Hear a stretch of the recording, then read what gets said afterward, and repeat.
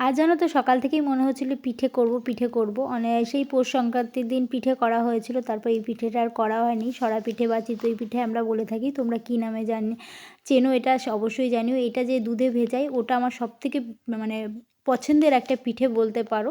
তো ইচ্ছা করছিল তাই সকালবেলায় না চালটা ভেজাতে দিয়ে দিয়েছিলাম।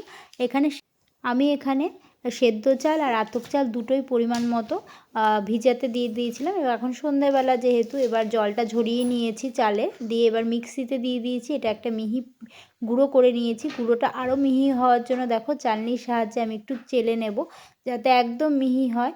এই যে চালনির সাহায্যে আমি কিছুটা আগেও চেলে নিয়েছি আর এখনও একটু চেলে নিচ্ছি, যাতে একদম গুঁড়োটা মিহি হয়, একদম চালের গুঁড়ো যেমন হয় ওরকম মিহি হয়। দেখো এই যে চালের গুঁড়ো রেডি হয়ে গেছে, একদম মিহি হয়ে গেছে, দেখতেই পাচ্ছ। এরপর এটাকে যেহেতু একটা ছোট পাত্রে রয়েছে, এবার এটাকে বড় পাত্রে নিয়ে নিয়েছি, নিয়ে এর মধ্যে পরিমাণ মতো লবণ দিয়ে দিয়েছি।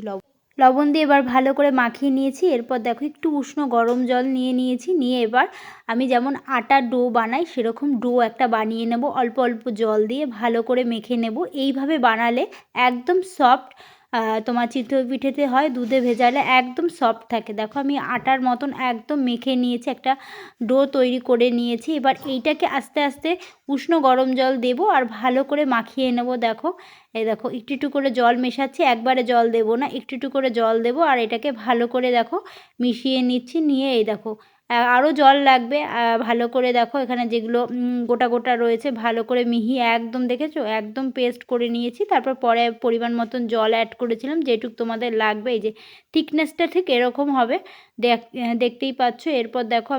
এরপর দেখো সরাটা আমি বসিয়ে দিয়েছি গ্যাসে, এটাকে হিট করতে দিয়ে দিয়েছি যাতে গরম হয় একদম। আর পাশে দেখো সর্ষের তেল নিয়ে নিয়েছি, সর্ষের তেল দিয়ে একটু অয়েল ব্রাশ করে নেবো। এটা তোমার সরাটাকে একটুখানি হালকা তেল দিয়ে ব্রাশ করে নেওয়ার পর গোলাটা দিয়ে দিয়েছি, দেওয়ার পর কিছুক্ষণ ঢেকে রেখেছিলাম। ঢেকে রাখার পর দেখো একদম ফুলে উঠেছে, পারফেক্ট হয়ে গেছে পিঠেটা পুরো একবারে।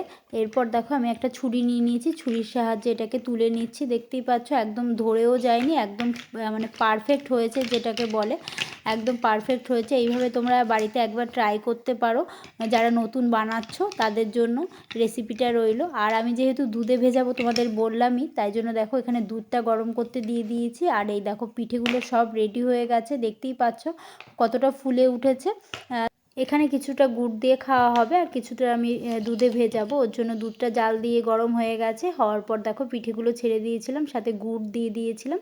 আমার রেডি হয়ে গেছে চিতই পিঠে দুধে ভেজানো। তোমরা কারা কারা ট্রাই করলে বাড়িতে সেটাও কমেন্ট করে জানিও। চলো আজকের মতো টাটা।